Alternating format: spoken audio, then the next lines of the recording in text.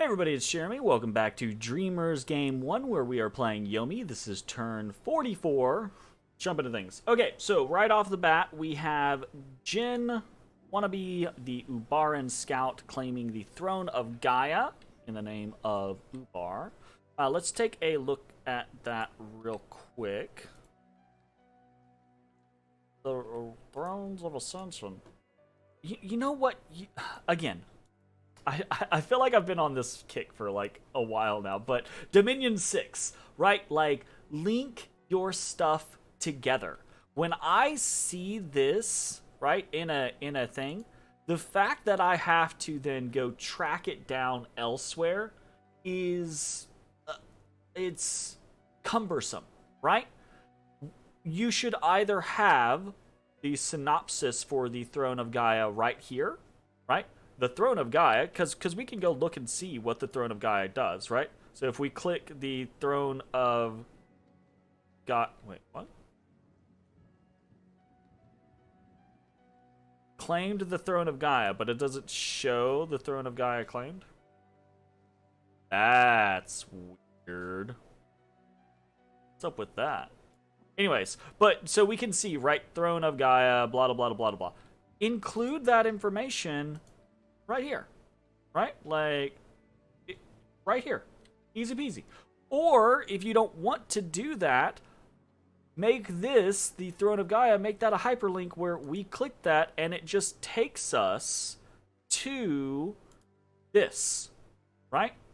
Like, adding in that type of information makes your game more fluid, makes the information easier to access, makes it the threshold for understanding the processes and how your game works lowers that for your players, which I think is a valuable thing.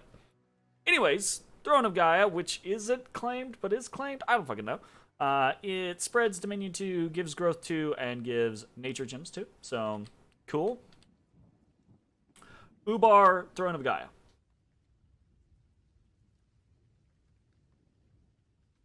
Drop that down real quick.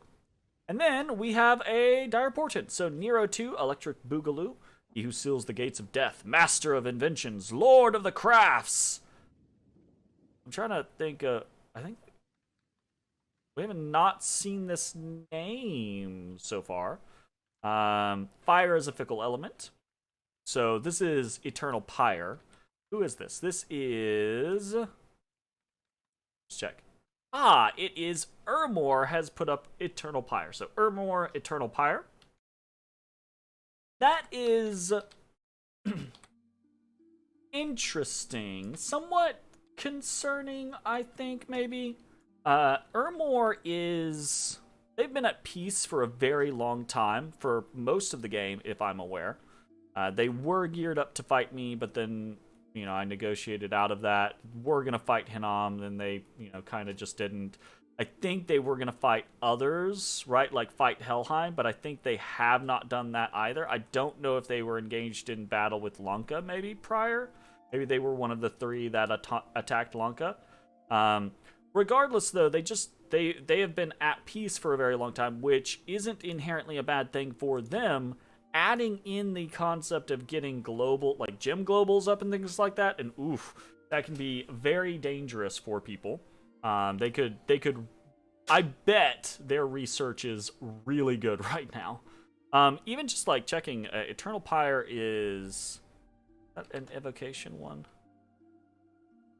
No, that's a enchantment. So that's enchantment 6.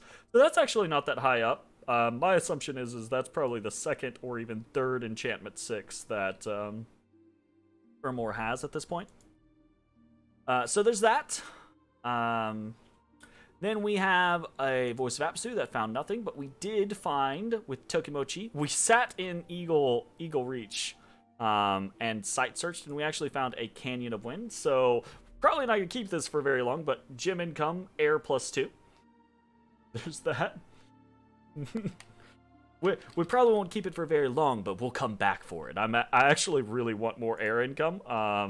That's actually our only air income right now. Oh my god, that's not good. All right, we've got a number of battles to watch. Not very many for us, but we've got a number of battles to watch, period. So let's go ahead and start popping through them. Hinnom has attacked us in Flemistan. Okay, so they went for Flemistan. They did not go to the south of...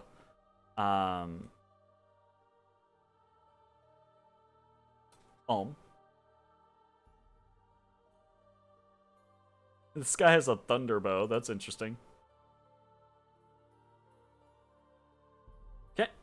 He has made it a little bit more difficult to get back into his achas, and he's keeping his Melkart with the rest of his force.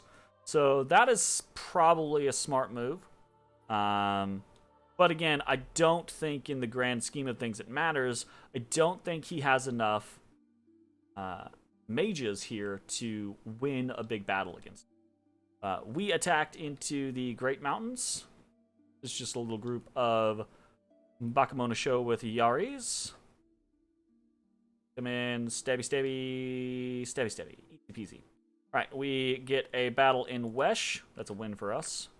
Ubar versus Helheim. So this is Ubar's god with a small contingent versus Helheim and a couple of corpse constructs who have no leader, so they just begin to die. No big deal there. Pretty nice little kit for this god. Interesting. Battle between Hinnom and Lanka in Umbro. Hinnom is trying to counter-raid Lanka a little bit.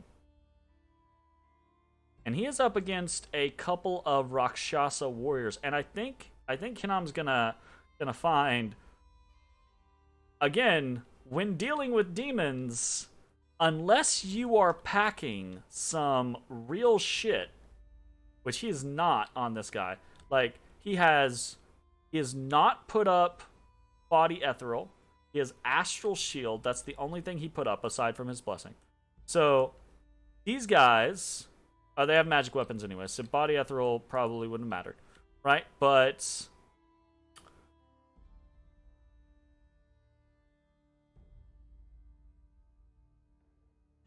having some armor on him, having a better weapon potentially. Although the Dawnblade is pretty good. But gonna come in and smack, smack, smack, smack, smack, smack, smack. Boom. There is 485 gold down the drain. He did not kill a single Rakshasa. Oh, no, he did. I lied. He killed one Rakshasa. We'll take it. Right? One Rakshasa versus a Melkart. Fair exchange. Okay. Helheim attacks Ubar in Gintmark. It looks like this is a little raiding party of mounted Herdmen. Shouldn't have any real issues. Got a little Karen back here. But that is not going to matter. Yeah, just butchered. Just butchered. Helheim gets hit, gets attacks in Ankrierna. Little group of Hellherdings. Blessed up, charge forward, and destroy. So easy peasy there. We attack in Scythia. Another little group of Yaris, and they're up against a fair number of units this time around. I do not know if they're going to win this. They do kill a number of those mannequins, but then they get popped, so that is unfortunate. So we lose another raiding party. Again, Hinnom's doing a great job here of throwing out little pockets of mostly undead, mostly long dead Rephites, that type of stuff to catch us, and that's doing a great job of defeating my Bakemono shows. Very good. And then we jumped into Tapanete to see if Hinnom was going to put any province defense or anything like that there. He put 1 PD, which is fine. And now we know. And now it's gone. So battles went like this: 2 wins and 2 losses for us this turn. Nothing really major, just probing wins, probing losses here or there.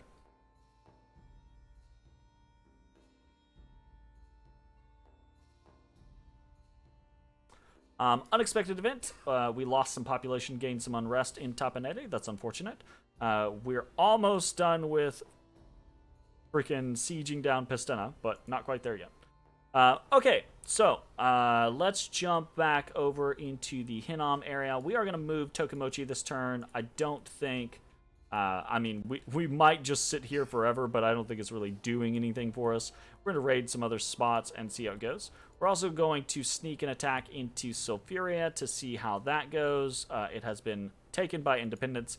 If it's light Independence, then that could be really easy for us. If it's hard, that could, be death to Goro and his crew. We'll see how it goes. We don't have that many raiders in Hinnom's territory, unfortunately. We have been having not great luck with that. We are going to be moving some more raiders in. We have Akihira coming in with some more Bakemono show.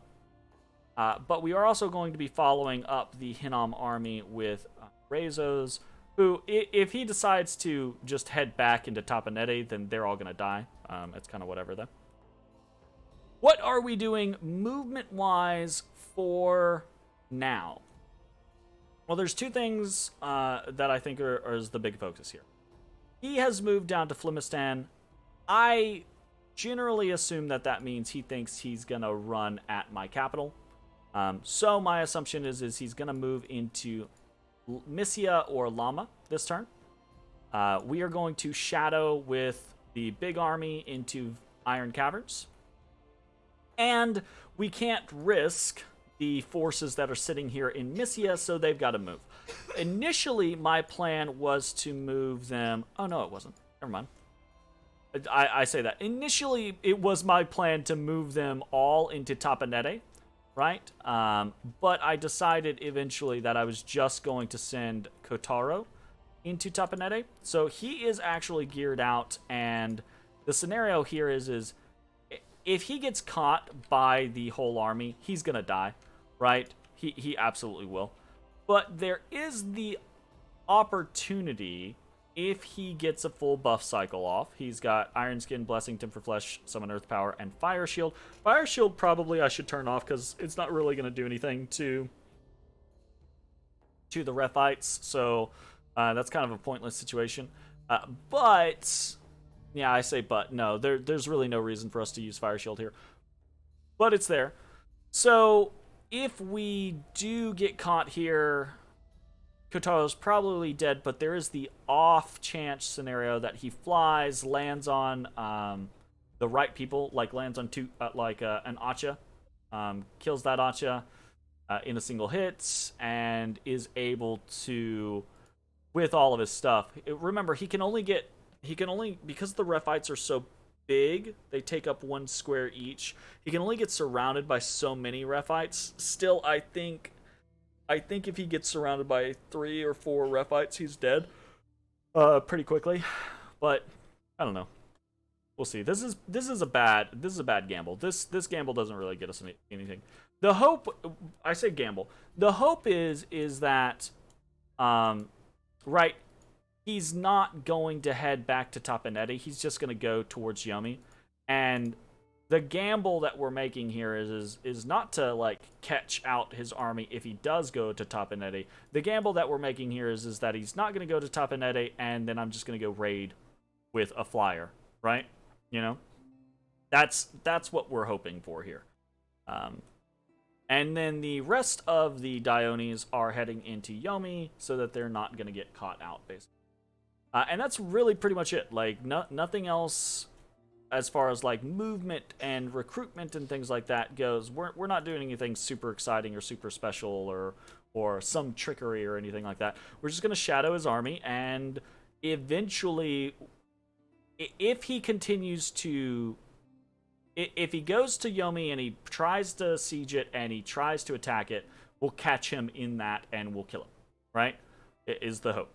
If he goes to Yomi, or if he just runs around my territory, then what we'll be looking for is we'll be looking for an opportunity to anticipate him traveling into a location, and then we will catch him and try to kill him there, right? But that's a crapshoot. So we just got to see what's going to happen. The biggest thing is to make sure that we don't just lose our capital for no reason, basically. So, foreshadowing with the Veil of Fortune army. What else are we doing? Not much. We are doing another reanimation ritual. We're getting pretty close to having a full 80 undead units here in Kotal Swamp. Those units are intended to head to Ghent and be our blood hunting patrollers. So the sooner we can get that done, the better. Great, fantastic. And then we're also doing another Voice of Apsu. We'll continue doing Voice of Apsus for the foreseeable future. But rituals, one Voice of Apsu, one reanimation. That's pretty much it for that this turn. And then forging has had to drop pretty drastically, especially compared to last turn. We are just doing a couple of things here or there. We're doing 2 lightless lanterns, 1 horror helmet, and 1 armor of the knights. And that's just to kind of pad out our gear sets. I say gear sets. We don't have any gear sets right now. I probably could have made use of some of this stuff. I say some of this stuff. The dwarven hammers that we have. But it was basically... So we have so many units moving with the Veil of Fortune thing right now. I sacrifice research progress for trying to get those things forged at this point, right? So I basically just made an executive decision that I'm not gonna outfit anything that I want at this moment. So let's just forge things and go from there. So yeah, that's it. Research wise, we are... Oh, I didn't check that on the last turn. Research wise, we are gonna hit enchantment 5 this turn. That'll be really good for us. We're gonna go up to conjuration 5 afterwards to mostly get Dai Tengu and get access to regular sized elementals, right? Fire elementals primarily, but you know, other stuff here or there. And contact Nushi. Nushi can be okay. We don't really have the ways that we would want to get up to them currently, so I don't think that's gonna be a thing. But I don't know. We'll see how it goes. After that, I'm really not sure where we're gonna go. I am somewhat interested in the idea of heading up to Conjuration 9 for Well of Misery and start doing things like Wraith Lords, or we could do Conjuration 9 and then head up Enchantment into Enchantment 8, or not Conjuration 9, Conjuration 8 into Enchantment 8 for Lichcraft. I do like Liches. I think they're very strong and fun. So we have a very good death income right now for that type of thing. Or alternatively, we might go up Alteration. Even if we only go up to Alteration 6, I think that would be valuable for End of Weakness to give our demons Spark Skin, which is pretty useful in a fair amount of situations. And then there's the other thing that I have been kind of avoiding for a while, but it's Thaumaturgy 6 at End of Culture. We could put this up. The issue is we don't have very good gem income, and Ermor just put up Eternal Pyre, so that kind of goes out the window as well. So, kind of an unfortunate situation there. So yeah, I think that is mostly it. Wait, no, there was something else I wanted to check. Oh, right, I had looked at this. Last turn was the last turn that we had to send Ubar money. So there's that. And yeah, pretty excited, pretty happy about that. Now all of our money can go to us. Only issue being is we might have very little money pretty soon because of the whole, you know, pop kill and giant unrest armies running around in our shit. That is what it is. Yeah, we'll see how the rest of this like set, this 10 of turns, the 40 block, right, goes. But I think ultimately it's gonna come down to whether or not, if Hinnom gives battle, I do think we actually win. If Hinnom doesn't give battle, then that's going to be an issue for us, in a very big issue in the long run. And if Hinnom doesn't give battle, but we can catch him out, that's basically the same thing as Hinnom giving battle. So, should be fine. Anyways, I think that's going to be it for the turn. Thanks for watching. We'll see you next time. Bye-bye, everybody. Hey, everybody. Thanks for watching. If you enjoyed the video, consider leaving a like, commenting, or subscribing. It really helps me out. If you'd like to see me live, head over to my Twitch at twitch.tv/thedistanthorizon.